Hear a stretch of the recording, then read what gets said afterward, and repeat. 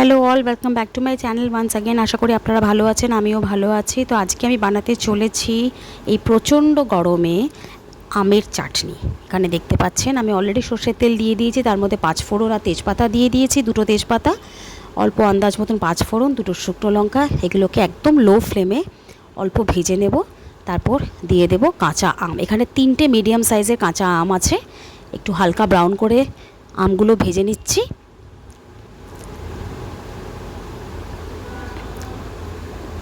এই যে এখানে অলমোস্ট এটা ভাজা ভাজা হয়ে গেছে।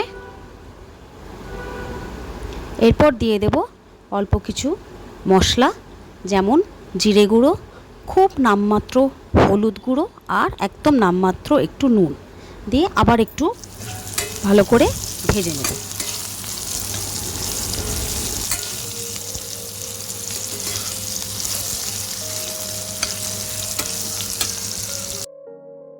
ভাজা ভাজা হয়ে গেলে আন্দাজ মতন আমি এখানে ছোটো কাপের 2 কাপ জল দিয়ে দিয়েছি।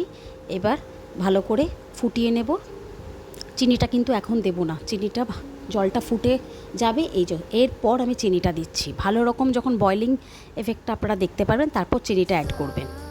এবার এটা ভালো মতন ফুটে যাক। তারপরে এটাকে আমি যতটা পারবো জলটাকে শুকিয়ে একটু থকথকে করার চেষ্টা করব। এখনও যথেষ্ট জল জল ভাবটা রয়েছে, তো এখানে চিনিটাকে গলানোর চেষ্টা চলছে আর কি। লো ফ্লেমে খুন্তিটা নাড়িয়ে নাড়িয়ে আমি চিনিটাকে গলানোর চেষ্টা করছি। তো এখানে আপনারা দেখতে পাচ্ছেন অলমোস্ট চাটনি ডান। এবার এটা দিচ্ছি ভাজা মশলা। এই ভাজা মশলাটা ছাড়া কিন্তু চাটনিটা একদম ইনকমপ্লিট। ভাজা মশলায় কী কী আছে আমি বলে দিচ্ছি। গোটা মৌরি একদম আন্দাজ মতন, অল্প আস্ত জিরে, আস্ত ধনে আর 2 থেকে 3টে শুকনো লঙ্কা শুকনো কলায় ভেজে নিয়ে একটু কোর্সলি গ্রাইন্ড করেছি মিক্সিতে। অ্যান্ড একদম শেষে এটা অ্যাড করে আর একটু ফুটিয়ে নেব লো ফ্লেমে। এই সিম্পল আমের চাটনি রেসিপিটা কেমন লাগলো আমায় নিশ্চয়ই কমেন্ট করে জানাবেন। ভালো থাকবেন, তাড়াতাড়ি দেখা হবে।